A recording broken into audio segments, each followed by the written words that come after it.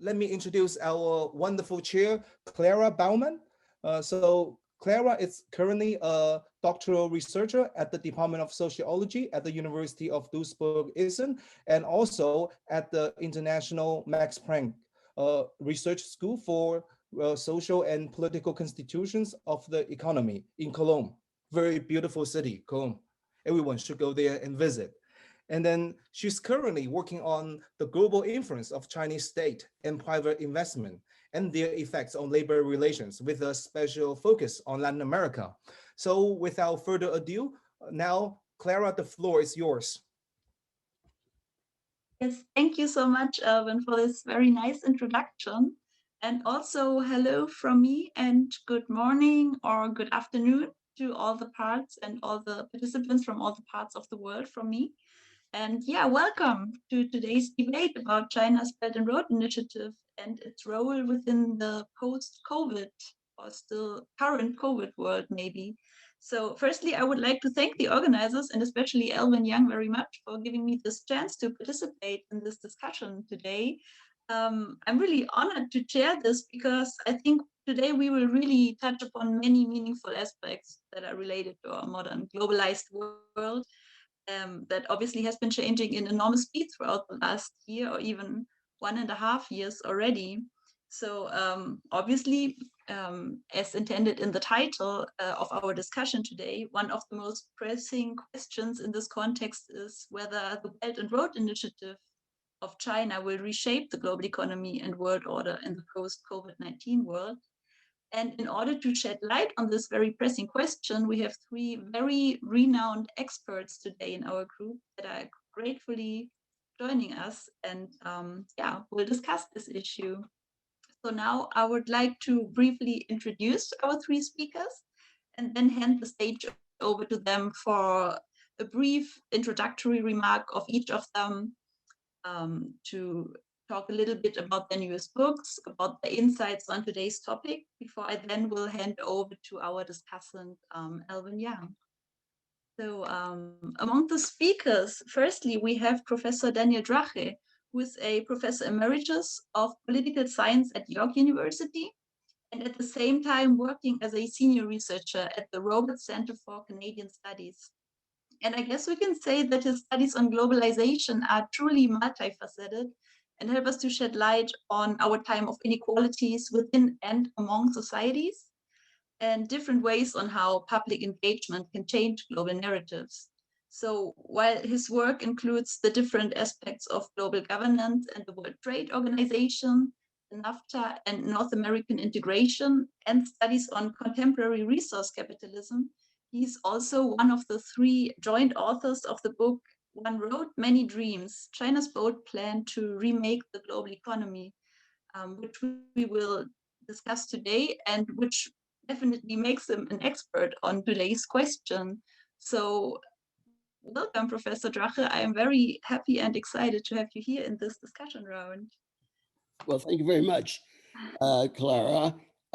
In our book, we have a hypothesis, a thesis, that the Belt and Road Initiative is too big to ignore, and that it is part of something much larger of China's grand effort to remake rules, practices, and institutions of the global economy as the Asian century moves forward.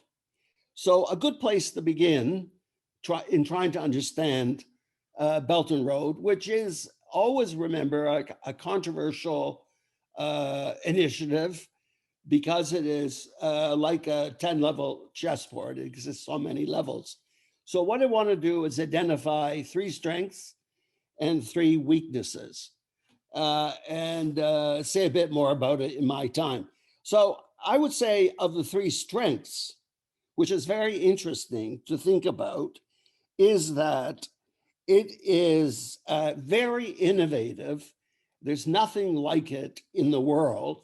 In the first 5 years, 130 countries from the global north, the global south, from the least developed countries to the most advanced capitalist countries like Italy and other countries in Europe are part of this huge initiative.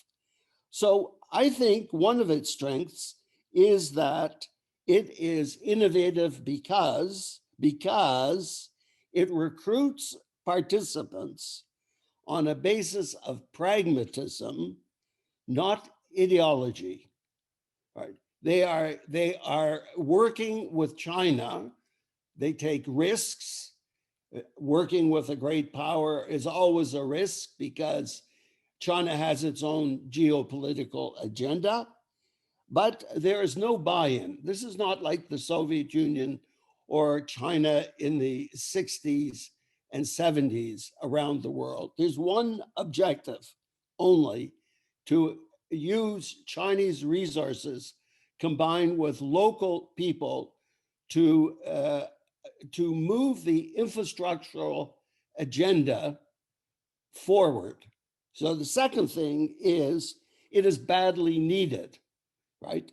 That this initiative, the Belt and Road, has 50 of the poorest countries in the world, as well as another 60 countries who are in an emerging market status, low income, rickety economies, lacking the most fundamental aspects of an effective infrastructure for modernization, which is a pretty big thing to say, which includes ports, railways, planned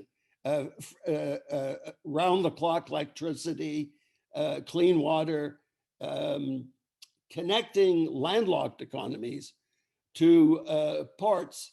So there is such a vast range of projects.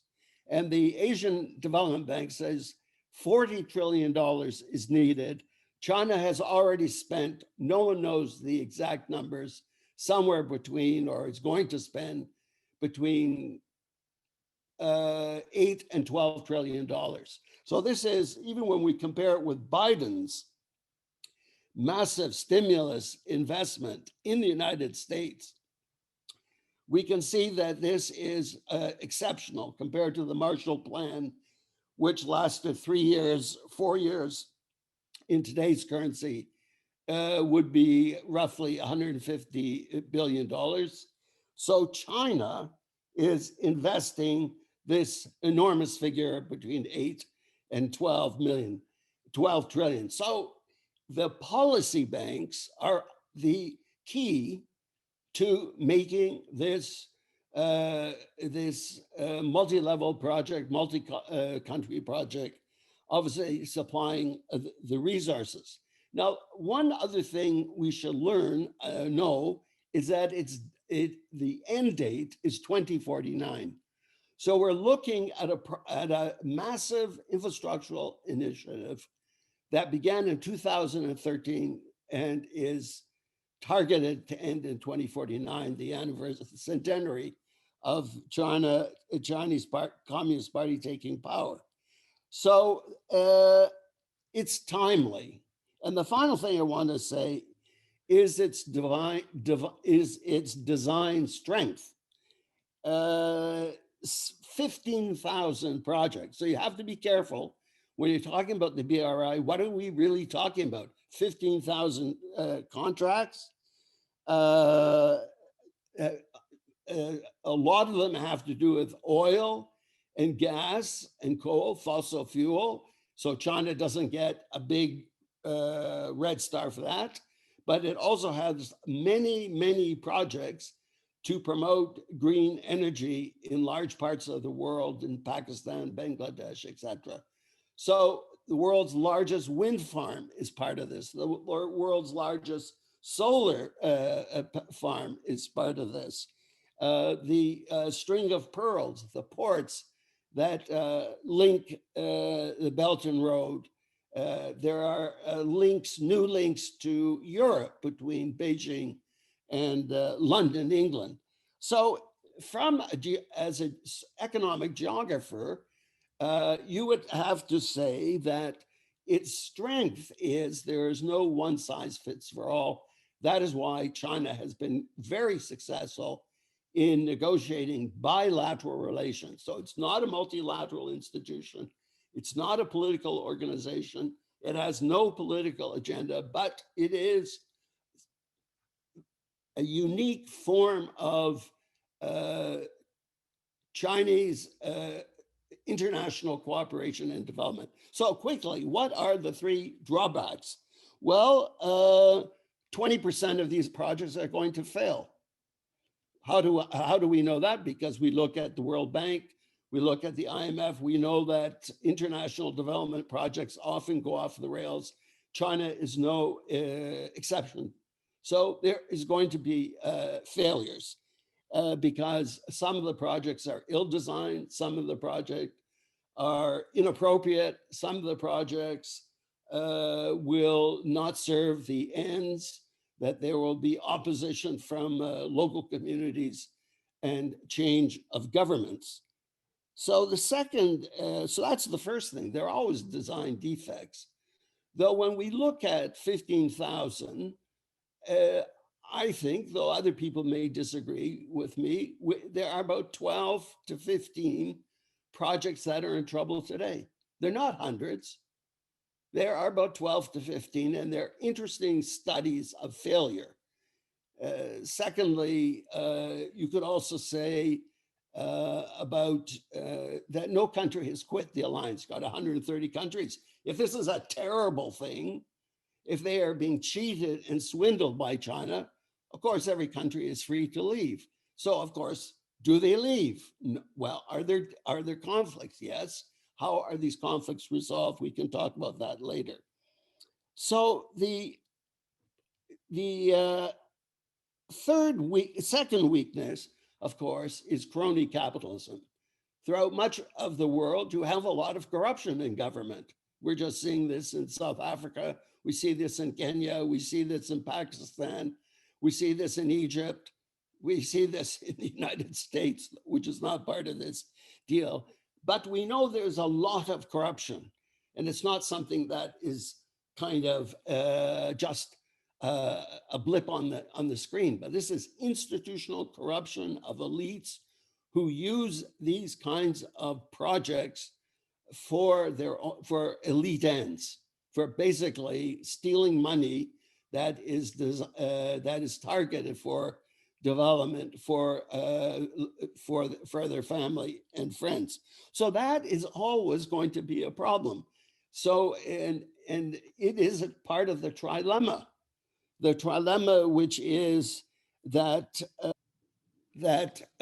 corruption and design defects are, of course, and the lack of transparency, which is the result of the way that China is used the narrow ledge of contract law to shield many of these contracts from public accountability.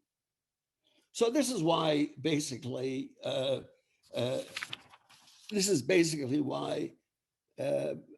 the Belt and Road has many strengths, many defects. So the question is, are there more strengths than weaknesses, or do the weaknesses outnumber, right,